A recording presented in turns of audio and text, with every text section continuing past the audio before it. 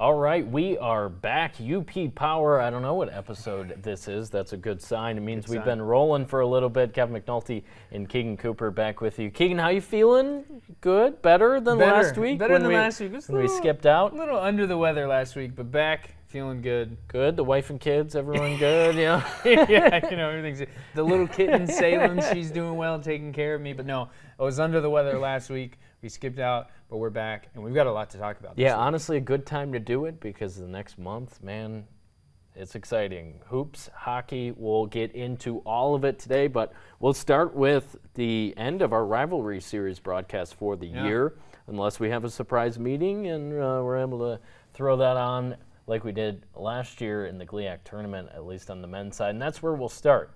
3 o'clock in Houghton on Saturday. Michigan Tech gets it done at home, 80-69 over NMU, and it would be easy to say, oh, it was a one-off. NMU didn't have their leading scorer in Max Weisbrod, the GLIAC's top player, but you heard from Coach Matt Mackerzak today, they might be without Weisbrod for a little bit here. Yeah, Weisbrod out, injury status kind of up in the air, could be back. Was in a boot and using a scooter to get to and from the bench on Saturday. Yeah, last we saw him. Could, be back as early as Thursday. More likely, probably not going to play until the GLIAC tournament is what I would say. They got to get healthy, right? Yeah. Got to get healthy. And, however you get healthy, is it rehab? Are you in the gym? Do you do some lifting? Do you do more rehab? They've got to get healthy, right? They're the best team in the GLIAC when they're healthy. But still a two-game lead. Still 2-game lead. Atop the GLIAC. And, we'll get into that because there's a lot of postseason implications coming up this weekend when both teams will go down to face Saginaw Valley State and Wayne State this weekend. So Northern's sitting at 12-2 in the GLIAC. That is 2 games ahead of Lake State. That's at 10-4. Lake State knocked off the Cats earlier this year, just a couple of weeks ago, and then Ferris State's trailing behind at 9-5. Down in 7th is Michigan Tech at 6-8. They've really kind of strung a few wins together, 3-game winning streak after the win over NMU at home on Saturday. That was huge for the Huskies that are just fighting to get into the tournament, but still on the table is a home game when we get to the GLIAC tournament, which is kind of unbelievable to say based on where the Huskies were at the beginning of the conference season. Yeah, when you think that Michigan Tech could be playing their first GLIAC game at home, it's kind of a whim and a weird feeling, but like you said, they put together some good performances, and when we talk about the game against Northern Michigan, you can't forget Marcus Tomaszek going out there. 34 points. It seemed like any shot he was putting up was going in, and that's the kind of player he is. One of the GLIAC's leading scorer. It's now like his 6th game with over 30 points. That performance is what the Huskies need him to do night in and night out to find success. It was pretty remarkable when they came out at halftime. Northern had a 5-point lead at halftime. It looked like, you would assume based on what we've seen from these two teams throughout the season that NMU would go out there, take care of business in the second half, but Tomaszek was the guy who made it really, really difficult. First 8 minutes out of halftime, what you would consider the third quarter in any other basketball league pretty much, 5 threes. And he was money, 5 straight threes, 11 straight points for Michigan Tech at one point for Tomaszek. He finished 7 of 10 from 3. That's 70% if we're doing quick math. And that's pretty good as well. 12 for 21. He got up 21 shots, but over 50% from the field in 39 minutes of play. Pretty remarkable, but when you have a player like that, and he's been top 2 in the GLIAC in scoring all season long, why not ride the hot hand? That's what Josh Bittner and the Huskies did there in the second half. Yep, ride the hot hand indeed, and he just, nothing you can do when you get a shooter like that, a scorer like that, that's on top of their game and hitting shots. And down the stretch, even Coach Matt Mackerzak said today, NMU had opportunities to kind of put that game away, where they could have gone up 10, they could have gone up 15, they could have, gone up 15-20 and into halftime, and then they didn't. And then in the second half, Tomaszek was on, and he didn't miss, Yeah, and that's what will happen when you're on the road, and I think the Wildcats know that when you're in a road environment, your 5-point lead definitely isn't safe, but if they had gotten that up to double digits heading into the break, would have been obviously a lot tougher for Michigan Tech to come back, but they get it done 80-69 in the end. Dan Goretzka also with 22 points on the afternoon. He was very efficient, 8 for 13 from the field. And you know what? You got to credit some of the guys off the bench. Pete Calcaterra had 8 points, and Adam Hobson, 2 big shots under 5 minutes to play in that game. They needed it. One of them was a 3 to keep them ahead. And I got to give a lot of credit to the Huskies' defense, especially in the second half. Without Weisbrod, Dylan Keel's the go-to guy, and Josh Terrian, Dawson Norgard, those guys really stood steady in the second half. You know, Mackerzak went big. That was his choice from the get-go, and talking to Coach Bittner after the game was he didn't know if they were going to try that, and that's what they did. You know, 3 big guys on the floor for a lot of the game in Privet, Schultz, and Keel. And credit to Tech, they got a lot of those guys outside, and it worked defensively. One player they couldn't stop in the first half that really helped him get back in the game and eventually win it in the second half was Carson Smith. With the 13 first-half points, only 7 in the second half. He was the Wildcats' leading scorer, 8 for 11 from the field, but he didn't get a lot of good looks in the second half, and that was an issue for the Wildcats. Yep, it was, and it was a product of Michigan Tech's defense and going out, and, you know, they're playing at home in that environment, and, you know, like you said, Michigan Tech is turning it around here at the end of the season and could find themselves with a home game in the GLIAC tournament. And somewhat of a similar situation to last year, and Mackerzak said it last week on Tuesday, and knowing that either Weisbrod wasn't going to go or that he wasn't going to be 100%, I told you, Keegan, I was like, look out for Tech in their own building, and sure enough, that's what happened. Holding Dylan Keel to 6 for 18, shooting only 14 points, 5 rebounds, perhaps most importantly. I mean, he's a double-double machine, has been all season.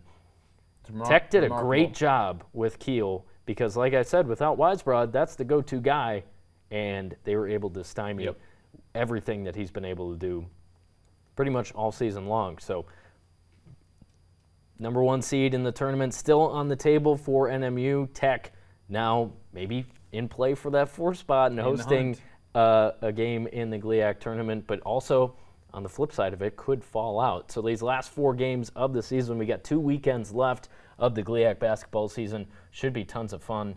I mean, any final thoughts on the men's game from Saturday? Yeah, I mean, Michigan Tech, at the end of the day, made the plays down the stretch. Marcus Tomaszek, incredible performance. Dan Goretzka, incredible performance. I mean, that's slam dunk at the end of the game. I mean, oh, dude. He can get up, too. I told you when I got back, I'm like, Tomaszek's a hooper. Goretzka can get up. They're fun to watch. This team needs to be in the tournament. And, you know, maybe they'll make some noise. It's what they did last year. You know, we talk about it with Northern Hockey, and we'll get to them, but, you know, why not draw on what we saw in the spring last year when both of those teams, meaning Tech men's basketball and Northern Hockey, kind of came on in the end, and, you know, it was fun to watch down the stretch of the season. Flipping it over to the women's game now, and really back and forth battle in the first half, 1-point lead for the Wildcats at halftime, but out of the break, the Huskies could not buy a shot, and I think that's just what did them in. Yeah, they could not. They could not find the bottom of the net. I think Northern Michigan defense, you know, only allowing 15 points. Michigan Tech did not shoot the ball well in the second half at all. No, and we've seen flashes of it throughout the season, and, you know, we're hoping that it wouldn't rear its ugly head for Tech's sake in a rivalry game. You know, would have liked to see them keep it a little closer in the second half, but the way Northern kind of got on a roll, right in the backs of J.C. Weisbrod and McKaylee Kuhn like they have throughout the season, it was too much for Tech, and Casey Thousand finally gets her win over the Huskies. I must say that is well-deserved based on where she's taken the program the past couple of years. She deserved a win finally over her rival. Yeah, most definitely. And, you know, Casey Thousand today talked about it. You know, it was a tough battle the first half, and in the second half it didn't make it any easier, but they were able to, you know, limit the good looks that Michigan Tech had, rebound the basketball, get out in transition, and find, you know, a lot of points for themselves. And when you have scores like McKaylee Kuhn and J.C. Weisbrod, and they're on and they're hitting everything, you know, 70-45 seems about right for a team, you know, they're going against that wasn't hitting shots. And that's the key. When they've fallen flat, especially in the GLIAC season, it's been because they haven't been able to knock down shots. And I hate to say it, they might not have the go-to scorers that Northern has. Yeah. You know, they're a really tough team, and they've battled to, you know, a solid record above 500 in the GLIAC, 8-6. They've clinched a spot in the GLIAC tournament. They've had a really good season, but I am afraid when they get into the postseason that they don't have the go-to scorers that the Cats have. And when you need a basket or you need to go on a run to get yourself back in the game, if they don't have that scorer, it could be tough for them come the postseason. Yeah, and the games I'm referencing, January 18th at Parkside, they put up 41 points. Yeah, which pretty uncharacteristic, but every once in a while you get a game like that from the Huskies. They only scored 42 last time out against Wayne State, that one at home as well. And you just kind of throw up your arms like, I don't know what happened. We just didn't make shots, and that's kind of what Sam Clayton, you know, said to us this morning was, I thought we were kind of over it in the second half, especially in that third quarter. They weren't over it, clearly. Just couldn't turn to anyone on the floor to get a bucket when they needed it most. Caitlin Meister was terrific in the first half. She had 14 points overall, was 7 for 17 from the field. As I mentioned, just not enough, and we have to put it out there, no Sarah Dax for Michigan Tech was definitely helpful for NMU. Yeah, definitely, indeed. And, you know, for Michigan Tech now, it's, all right, we got to, these last couple of games, we've got to find our groove again to be playing the best basketball in the postseason. Because when they're making shots, Isabella Lynn, Sarah Dax, Alex Rondorf down low and inside, they're scary team to why face not? You in know, the postseason. That's the thing with Tech. I'm mentioning how they don't have the go-to scorers, but you never know when maybe somebody is going to step up from, you know, off the bench or whatever. And we have to give a lot of credit to Wildcats Anna Ruud on Saturday. 24 minutes, 16 points. She was 8 for 8 from the field, just an outstanding showing. And, you know, the Wildcats needed it. 9 rebounds as well for Ruud. That's what I'm talking about when you're saying she took advantage of the Huskies not having Sarah Dax. Yeah, it definitely, and that is, I think, a key for the Wildcats is if they get that inside presence going and they get Anna Ruud going or they get Abby Fraza going inside, then guess what? Well, teams are going to sink in on that. Who does that open up? Well, that opens up your shooters. J.C. Weisbrod, McKaylee Kuhn from the outside. You know, Sarah Newcomer from the outside, Kayla Tierney from the outside. Opens up these other alleyways for these shooters on the outside. So the Wildcats, I think their move every game should be, hey, we got to get our inside presence felt, and then that's going to open things up on the outside for us. Yep, and just like we mentioned with the men, a lot of moving pieces heading in to these final 2 weekends of the season. As we mentioned, both the men's and women's team for both programs will be heading down to take on Saginaw Valley State and Wayne State this weekend. NMU on the women's side, 10-4 in the GLIAC. They have clinched a postseason berth. Grand Valley and Ferris ahead of them have clinched home court in their first game of the tournament. Michigan Tech at 8-6 has also clinched a spot in the GLIAC tournament. So it should be a lot of fun. Let's get into hockey, shall we? Same situation, 2 weekends left, 4 games to play. And for the Wildcats, at least, you heard from Grant Patolny today. What's the word around Marquette? Yeah, you know, so they had, you know, talked to Grant today, and 11 players out this past week, right? A lot of guys not really practicing, not on the ice, and, you know, they didn't have a games this past weekend, and he said, you know, it's a good thing that they didn't, right, and allow them to rest and get healthy and, you know, not really enough guys to practice, so they worked on, you know, more skills and drills and things like that this week in different situations, you know. Power play was a big emphasis in practice, you know, and working on the little things so that when they get to these games and they get into the postseason, those are the things that are you know, fresh in those players' minds so they can perform out on the ice. Yeah, and obviously really important. They got to win. Going down to Ferris, I mean, that's the deal with both of these teams. They hadn't done enough during the non-conference and early in the CCHA season to be sitting back and feeling good about, you know, maybe resting some guys and having really fresh legs going into the playoffs, because that is not the case No. for either of these programs. They got to win. Wildcats at Ferris State this weekend, and for the Huskies as well at Bowling Green, before coming home to close out the season as well. Points are paramount for both programs. And Ferris State, we've mentioned throughout the season, kind of been in the basement of the CCHA, but that's a really tough place to play. How does Grant feel about heading down there and trying to get these points that are much needed this time of year? He talked about the environment, and he said, playing on the road is, it's tough anywhere to play, but you have to go in there and, when you're up against anybody in the conference, every team goes into every game every night expecting to win. That's the expectation. You have to just go out there and do it. And like we said, and they have to win these games. Michigan Tech and Northern Michigan both. They need to win these games. They need to secure a 6-point weekend. I don't know if we've had this long of a drought without a 6-point weekend. We've had a lot of splits or a 1 win and then a tie this season. It's kind of the story of the conference. And that's tough. Yeah. All year long, and as we'll check out the standings here, Bemidji State, 37 points, firmly in number 1, but you look behind them, Mankato, St. Thomas, and Bowling Green all tied with 35 points. Then it's the Huskies with 30, still within striking distance of that top 4. Yep.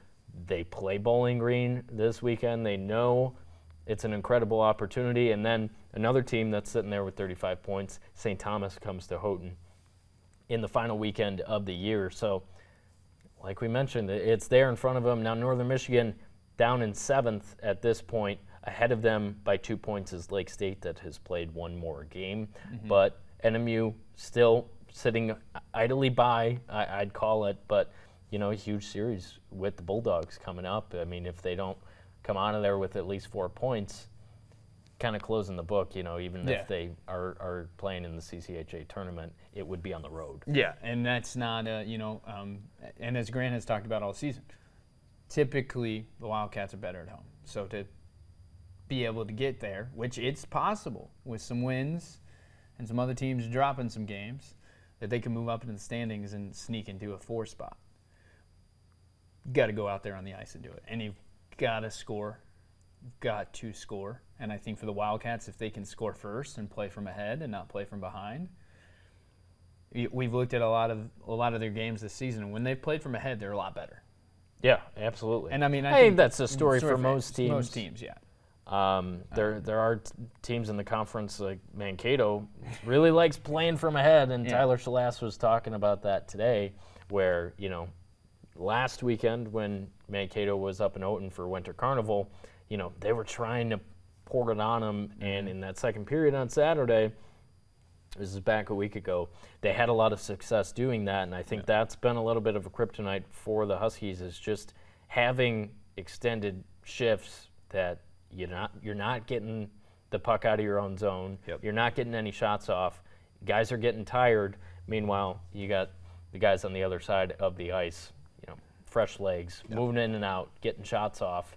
And there are stretches like that when you watch Michigan Tech, and you get nervous because at some point they're going to give up a goal. It happened in the third period of the final game between Northern and Tech up in Houghton, where you're like, what happened? They had a lead, and then all of a sudden they didn't. NMU wore them out, and all of a sudden, yes, like we mentioned, it was tied, and they went into overtime and eventually a shootout. So they can't have stretches like that for Michigan Tech if they want to have success, especially this weekend. We talked about it a while back. We had this circled on the calendar a little bit, heading to Bowling Green, where Austin Swankler transferred from just in the fall under very strange circumstances. That place will be rocking. It will be rowdy, and we're not even sure if Swankler will suit up, because that's another issue for the Huskies. Like you mentioned with NMU, a lot of injuries across the board. Will Kyle Kukkonen be out there? Will Swankler be out there? Will Lachlan Getz be out there? Part of that decor all year long that has really been trying to find its footing and help out their goalie, Blake Pietila, who's an All-American again, one of the best goalies in the country. Is that decor going to be healthy and ready to go against Bowling Green? We mentioned they're 5 points behind them in the standings. Can you imagine a sweep? Yeah. And the Huskies are right back in the thick of it, and probably, if they get 6 points this weekend, I'd be shocked if they don't host in the first round of the tournament. So a lot on the line for both teams. Yep. And hitting the road, difficult. Difficult. In this conference. The CCHA, difficult in general. The CCHA on the road, even more difficult. But it's right there.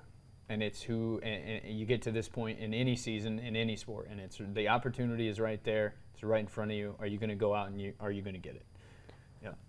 I know. To this point, as we wrap up on hockey and basketball, NMU men's hoops has been at the top all year long, and we hope they can stay there through the Weisbrod injury. That one hurts a lot. Over 16 points per game, immediately gone, and one of the top defenders in the region, we might add. So we've said it 1,000 times, 2 very important weekends coming up. We are excited. Man, would it be nice for either of these hockey teams to really sneak into the top 4. Yeah, to sneak into the top 4 and host. And, CCHA playoffs are, a great time. And, man, to be able to sneak in and play at home, at least the first round, comforting feeling, and they have the opportunity and to it's make tough because there's a lot of parallels between both of their seasons. Picked 1 and 2 in the conference, they've never really got it rolling. Nope.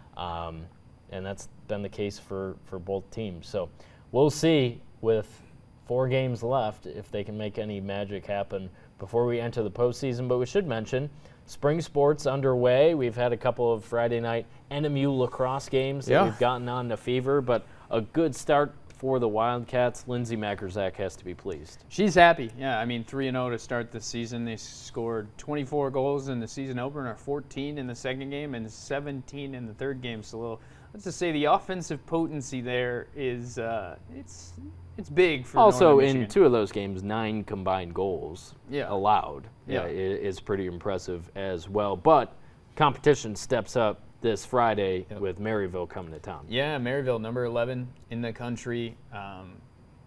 Not a team to push over. Last year Maryville beat the Wildcats pretty handily, and so this is, I think, the first test of the season for the Wildcats to see what they can do both, defensively but offensively. Right, you're going to go up against a ranked team who has the preseason Division II Player of the Year on their roster. Yep. Right? What can you guys do? What's it going to be like, right? They're coming to your place, so you're at home, you're inside, it's going to be warm, you're in the Superior Dome, so you got the right conditions, but can you go out there and can you compete with a top 15 team in the country? That's true, and that's one thing Lindsay mentioned to me last week, actually, that I hadn't really thought of, that NMU benefits from playing in the Dome because all these teams in the Midwest want to come up and play indoors in February instead of playing outdoors in the freezing snow, ice, whatever it may be out in the elements. So they've benefited so far, 3-0, 3 games at home. They got 3 more this weekend.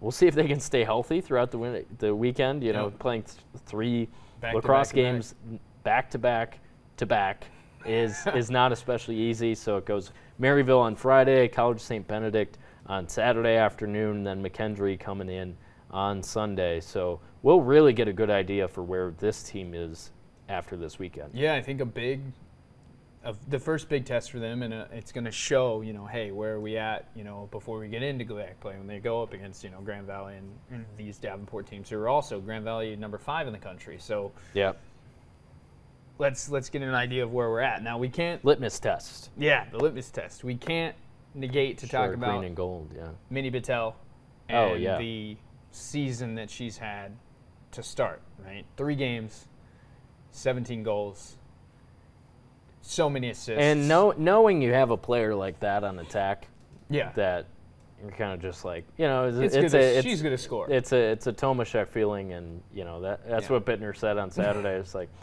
one of the most important things I've learned as a coach is, when a guy's hot, let him be hot. Yeah. Let him take all the shots. Let him here. A little bit of the same idea with Minnie when she's rolling 17 goals through 3 games. It's nice to rely on somebody like that. Ball's in her stick, we're good. Yeah, and I asked Lindsay today, Coach McNulty, about that. About games winding down and you need a goal. Is it a comfortable feeling to know that Minnie Patel is probably going to put it in. You know, she's 20 shots this year, right? 17 of those have gone in. That's incredible. So that's a lot of practice. That's a lot of practice. First of all. And that's something Coach Zach touched on. You know, as a younger player, Minnie Patel, maybe the shot selection wasn't the best, but to see how she's grown and changed that, you know, percentage to be so, I mean, 17 of 20, and you know, that's a clip that's pretty unheard of in lacrosse. You know, 17 of 20 is impressive. Yeah.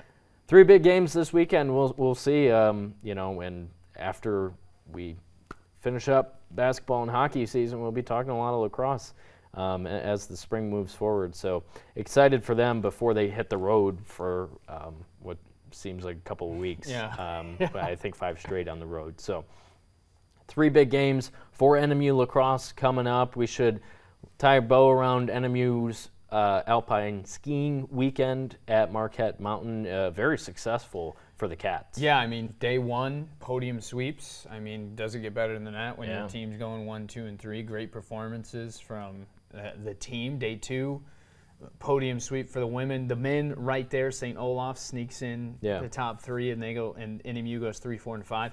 Great day for skiing. It was a great weekend. After the winter we've been through, you know, I'm sure many of the winter sports enthusiasts not thrilled about, you know, what Mother Nature has given us the past couple of months. But no, this weekend was the conditions I heard were pretty incredible. Yeah, no, they were nice. You know, you got a little bit of snow on day 2, but still out there. And, you know, from the skiers that I talked to, you know, the powder was nice and it was packed and the course was you know, going fast. And so they were able to, you know, post some pretty good times. And for Northern Michigan Tech also had some skiers in the top 15, top 20. So to see them out there, you know, it's a good feeling for these, you know, these athletes who are in programs where you kind of need snow to do it, you absolutely. know? But, you know, just some unreal performances this week from Northern Michigan Alpine Skiing.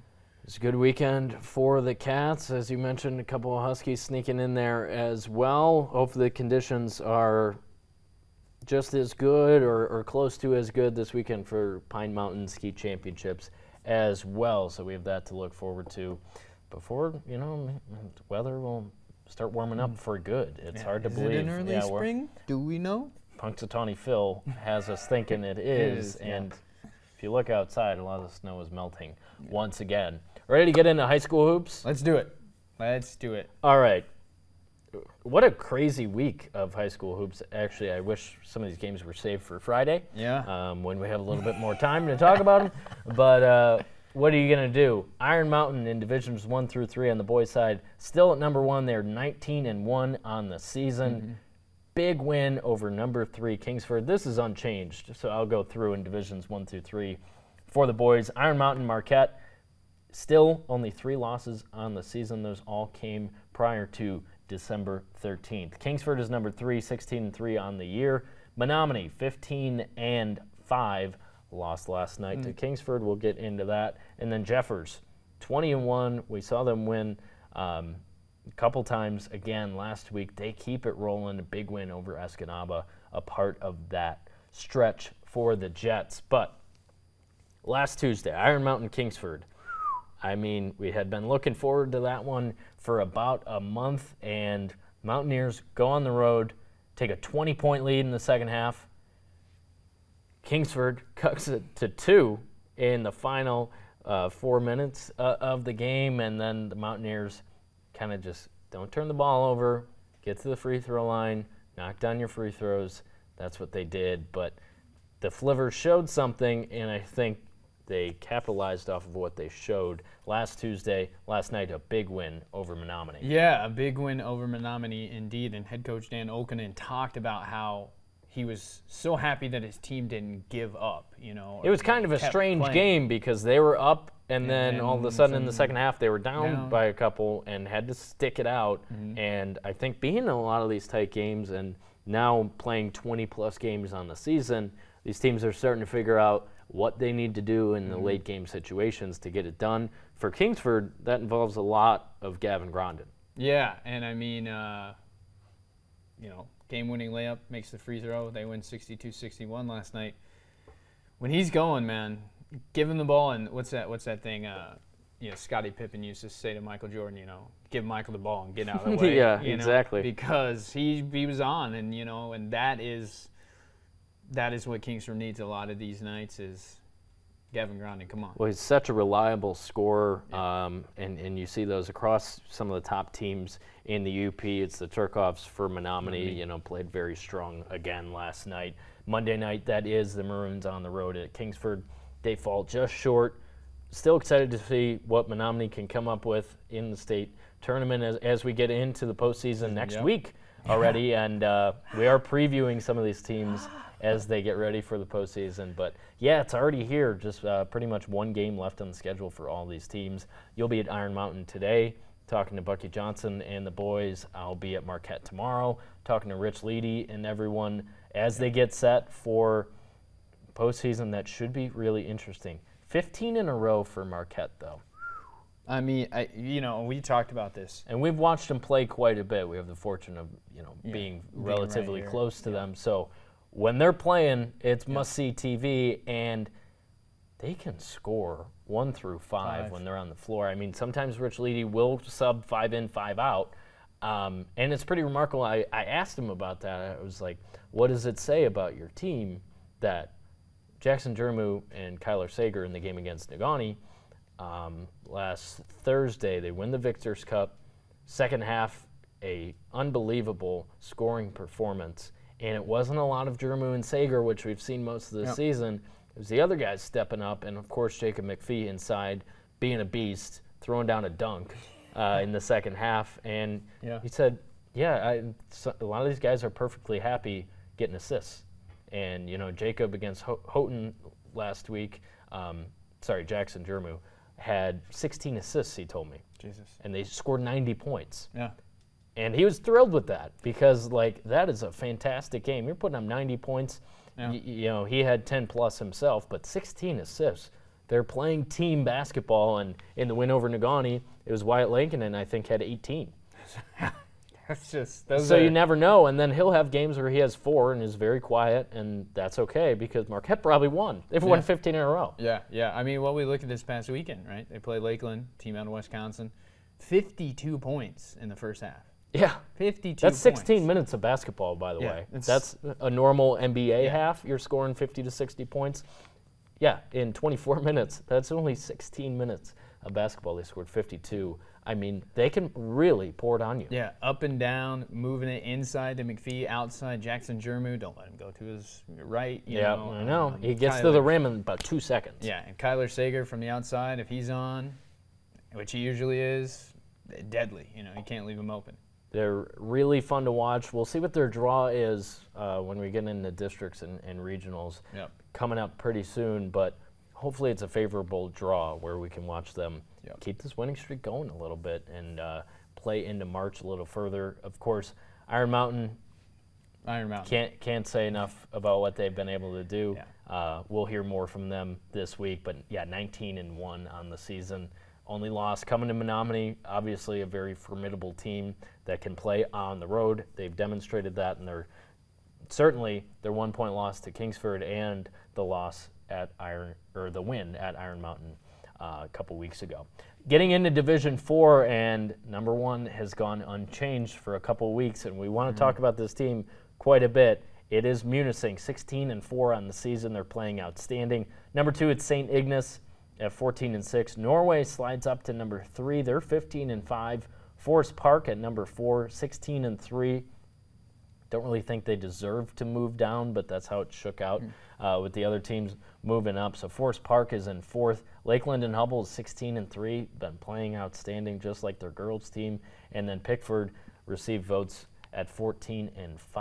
But Munising is playing really, really, really great basketball. And, we have kind of been rumbling about it, but these guys know how to play in March, and that might come in really handy. I think it starts to come in to play when you get to this point in the season and where you look at, try not to think back to last year, but you look back to last year and what they did. They went down and they won a state championship. Yeah. So, people are like, oh, they graduated, blah, blah, blah, but they retained a lot. They brought back a lot, and they brought back experience. Even if you weren't on the floor for 30 minutes on a state championship team, you probably learned a lot about how to win, especially in the postseason. So, man, watch out for the Mustangs. They have been really, really solid. And last week, I had to pull it up. Trevor Nolan, so I get the stats right, 44 points, a single game Munising record dating back to 1975.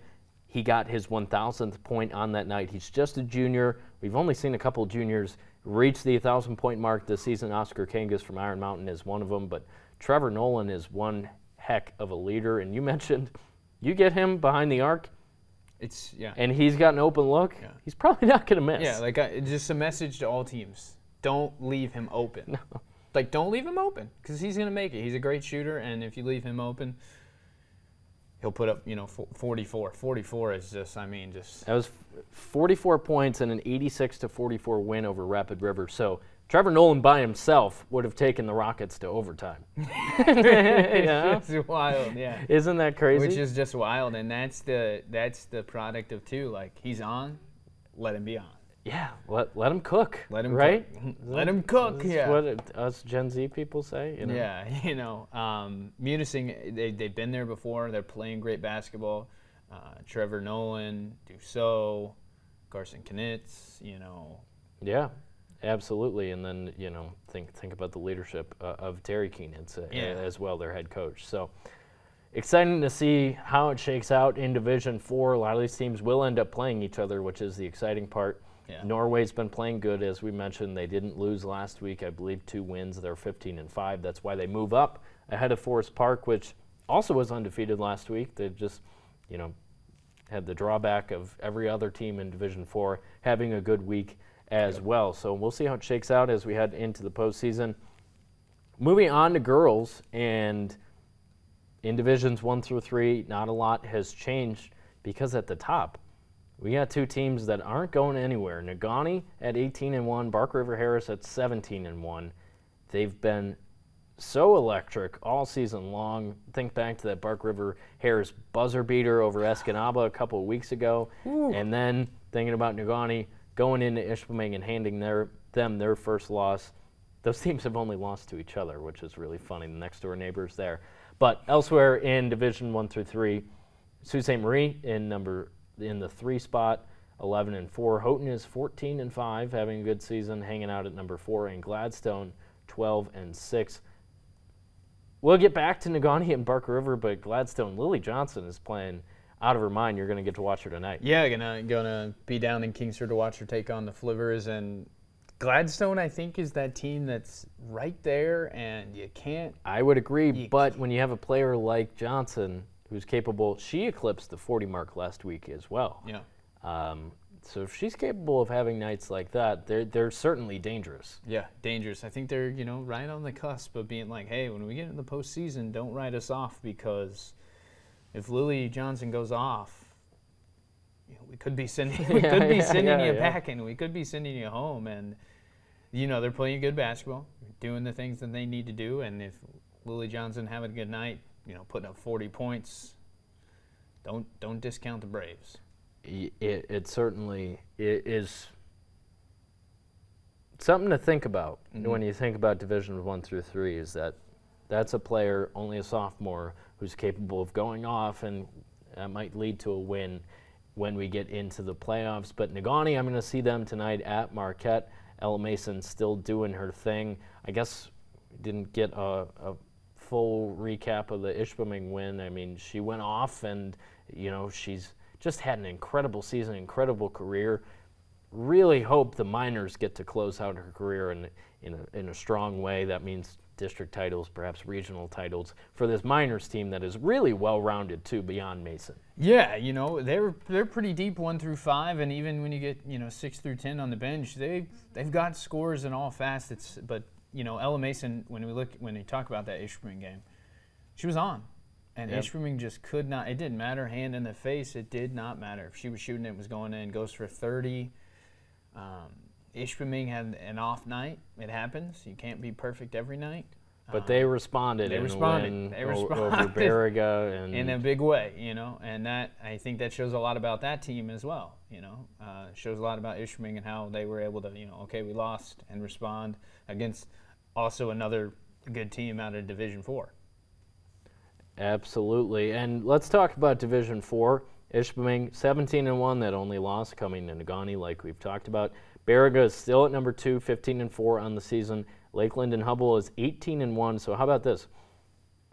Across all divisions, we have 4 one-loss teams on the girls' side: Negaunee, Bark River, Lake Linden, and Ishpeming. So Lake Linden is the 4th team in Division 4. They're at number 3. Uintah Creek is at number 4. They are 15-3. St. Ignace 12-6, and receiving votes, Munising 14-3, and Big Beta-Knock at 15-2, and keep running their scores. They keep on winning the Black Bears. So Ishpeming, obviously cream of the crop in Division 4, but you look at a team like Lake Linden that's lurking. I would really like to see that matchup. We saw what happened when Ishpeming went up against Beriga last Tuesday, I believe. Yep. It was when you were out. Yep. You were supposed to be over there. Could have given us some insight, but I could have given you some. No, that's okay. It's all right. Being sick had nothing to do with it. I'll still, no. But that was a 35-point game, and Beriga just couldn't quite match the Hematites' energy. Would like to see Ishpeming take on a team like Lake Linden that has a little bit more senior leadership from a player like Emily Jokula. Also, only 1 loss on the season. They've played outstanding. Yeah, and I think the keys, if you are playing Ishpeming, is how are you going to handle their press? Yeah. And are you going to be able to keep pace with them? That's huge. Right. Because on the girls' side, you don't see a ton of teams pressing at least almost 100% of the time like Ishpeming does, and they love to trap you in the corner. Yeah. There are a lot of players that kind of open their eyes real wide, deer in the headlights, don't know what to do when that Ishpeming trap comes, and Maya Hemmer standing there, she's 6'1".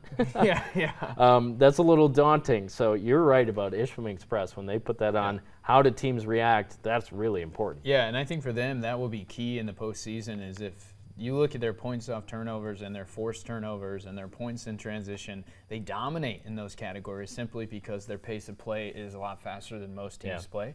They press you full court, man-to-man, 5-on-5. Their pace of play, sometimes, if I'm there with the camera, sometimes I can't keep up if I'm trying to get the score or whatever.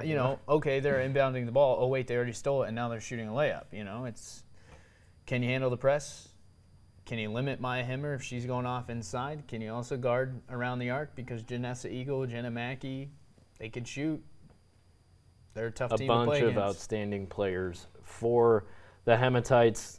They're looking good, responded nicely from that loss to the Miners, as we mentioned.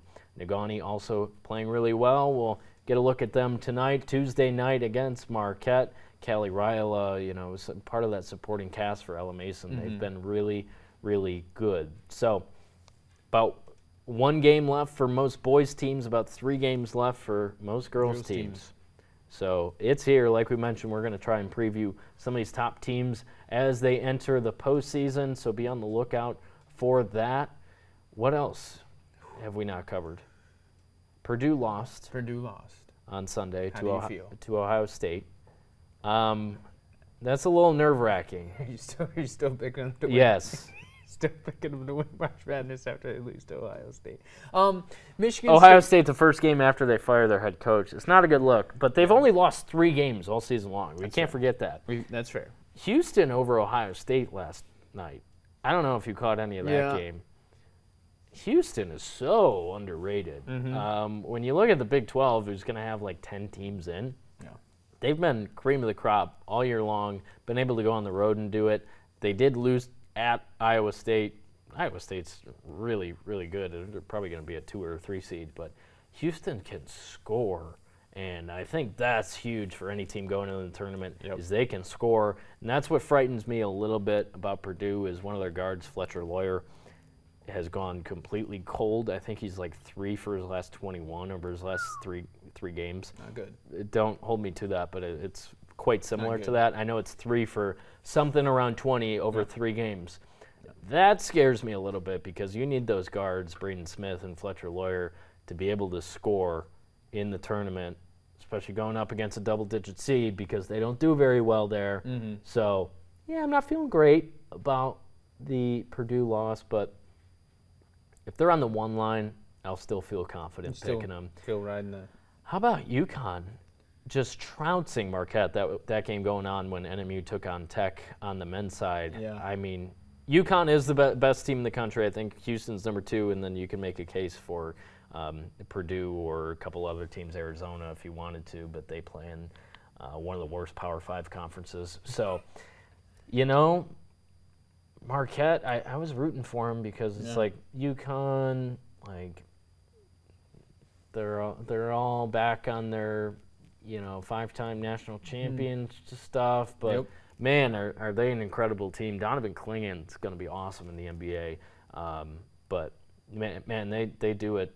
They do it right, and that is a really tough place to go and play. Yeah. And I think Shaka Smart and Tyler Kolek and Marquette found out the hard way. Yeah, I'm excited to see UConn play Creighton, 1 versus 19. Creighton is sneaky. I think people forget they went to the Elite Eight last year, and Greg McDermott is now going to be rumored for the Ohio State job quite a bit. But I've always liked Creighton, this iteration of Creighton. I'm not thinking back to Dougie McBucket's Greg's son when he was on the team. They were fun to watch then too, but they're a little bit different now. They run 5 out, and Ryan Kalkbrenner is a really good rebounder and one of the best bigs in the country, and I think he was a big reason why they went on that run to the Elite Eight last year. So I agree, Creighton.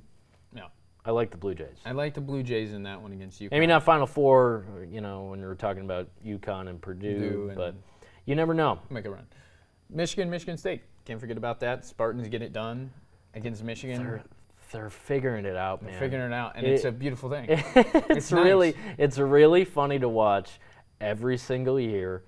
Somehow they figure it out, and they have these veterans that Izzo for a lot of times, I'm thinking back to Cassius Winston and Tum Tum Nairn, where he would have the point guard hang around for 3 or 4 years, and maybe some of the other guys would come through quicker.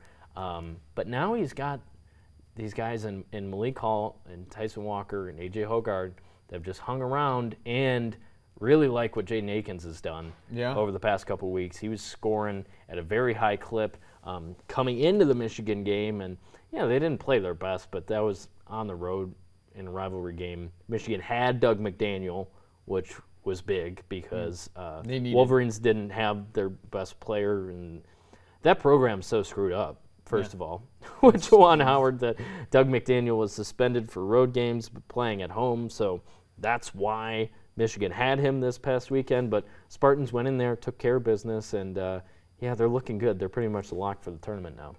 Yeah, they are looking good, and the Spartans could make a run. We'll just have Let me see what they have left. Well, I know they have Iowa tonight, 7 p.m. That'll be a big test, and that's what if you usually is.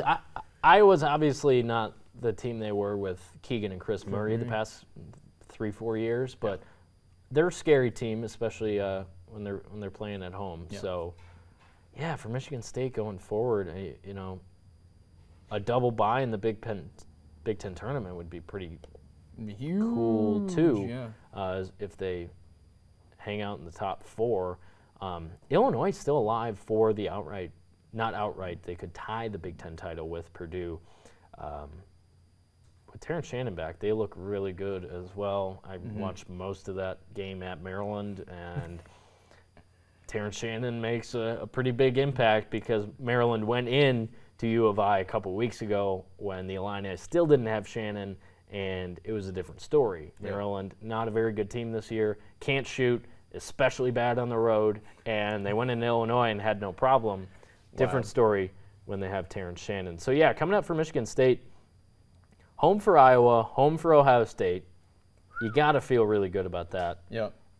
At Purdue on March 2nd.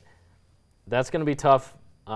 Purdue averages about a loss a month at this point, so maybe when they get into March, might be wise for them to get it out of their system before the NCAA tournament. Yeah. That's just me being hopeful, but we'll see what happens there before they close out the season. Home for Northwestern, then at Indiana. Not an easy stretch. I see one. It's not an easy. Yeah, it's not a bad draw when you're thinking about Fair. The Big Ten, which is a little bit down, but I'm not mad about it. That they'll probably end up with 5 or 6 teams in the tournament. The 2 toughest teams on their schedule, Purdue. You have to go into Mackey. We'll say that's a loss, but you get Northwestern at home, Iowa and Ohio State at home, and then you have to go to Indiana, which looks like the worst team ever assembled at Assembly Hall. Yeah. The worst team ever assembled at Assembly Hall. They are a bad basketball team. I think Mike Woodson and Kevin Willard should hang out this offseason because they both did such a terrible job in the transfer portal. They need to come together and be like, what did we do wrong, and who do we have fix this? Yeah, and who do we? And Rick Pitino, did you see what he said about his team? Yeah. Just calling every single player out like he's lazy. He doesn't run. He doesn't run. He can't move side to side. I love it. We deserve Rick Pitino in college basketball. Yeah, we do. Until the end of time, but the end of time on this podcast has come about. Thank you so much for joining us yet again, and stick with us as we drop every Tuesday night, Wednesday morning throughout the postseason in college hockey, college basketball, and of course high school basketball and hockey. We have the hockey regionals. We didn't even get to it coming up this weekend, but 2 different regionals going on. We will have coverage of all of those as Marquette and Houghton kind of respond from their 1-1 tie, which the conference ended up going to the Gremlins, but both of them turning the page now into the postseason regionals coming up this weekend. So thanks so much for joining us here on UP Power. Subscribe to TV6 and Fox UP on YouTube. And of course, if you're not already checking us out on Spotify, whenever you're getting in the car or whatever, you're on your commute, give us a listen there as well. Thanks for tuning in.